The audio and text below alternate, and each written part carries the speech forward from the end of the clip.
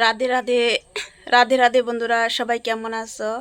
আমি তো ভালো আছি। সকাল সকাল আজকে তো কামদা একাদশীর পারও না গেল।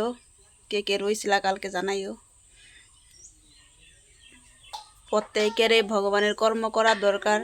কখন কি হয় আমরা কেউ জানি না, জীবনে কি হয়ে যায় কখন কি কিচ্ছু আমরা জানি না। তার জন্য সময় থাকতে ভগবানের কর্ম করা দরকার। ভগবানের কর্ম সারা জীবনে কিছুই নাই। সংসারে যতই কর্ম হোক, কিন্তু ভগবানের কর্ম সর্বশ্রেষ্ঠ কর্ম। আর সর্বশ্রেষ্ঠ বিদ্যা হয়েছে কৃষ্ণ বিদ্যা।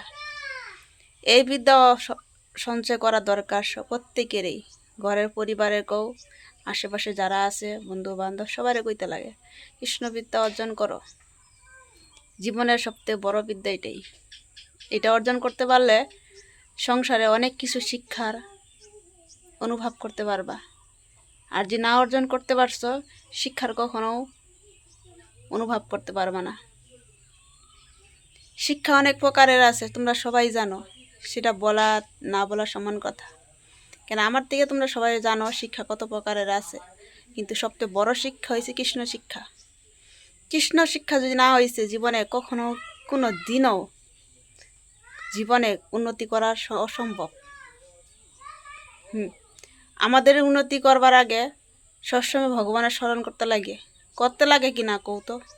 পড়ালেখা করতে যাও, একটা চাকরি করতে যাও, একটা জব করো বা এক জায়গা বাইরেও, সপ্তাহে আগে কার নাম লইতে লাগে? ভগবানের নাম লইতে লাগে। হে প্রভু তুমি মঙ্গল করো। অনেকে অনেক রকমের কথা কয়।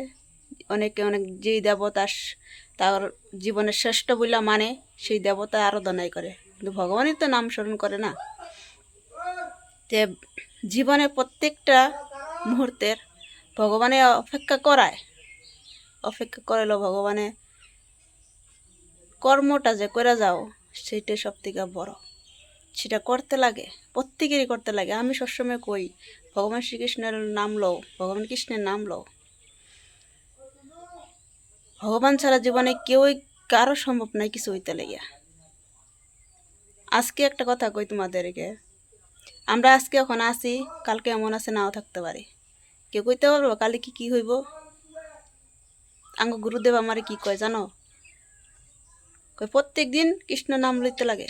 প্রত্যেক দিন আমার সবসময় কইব কৃষ্ণ নাম লইবে, কৃষ্ণ নাম লইবে। কি কারণে কয় আমি ওখানে গিয়া বুঝতে পারি।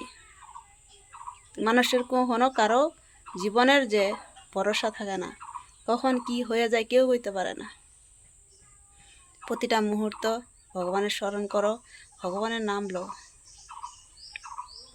জীবনে ভালো হইব, তুমি নিজেও ভালো থাকবা। ভগবানে অপেক্ষা করায়, হ্যাঁ অপেক্ষা তো সবসময় করতে লাগবো। দেখো যখন মার গর্ভে ছিলাম, তখন এই পৃথিবীতে আইবার আগে আমরা অপেক্ষায় ছিলাম কখন মার গর্ভে আয়া মাকে মা বলে ডাকবো। সেরকম ভগবানের কর্ম অপেক্ষা করতে লাগবো। ভগবানের দর্শন পাইতে গেলে অপেক্ষা করতে লাগবো।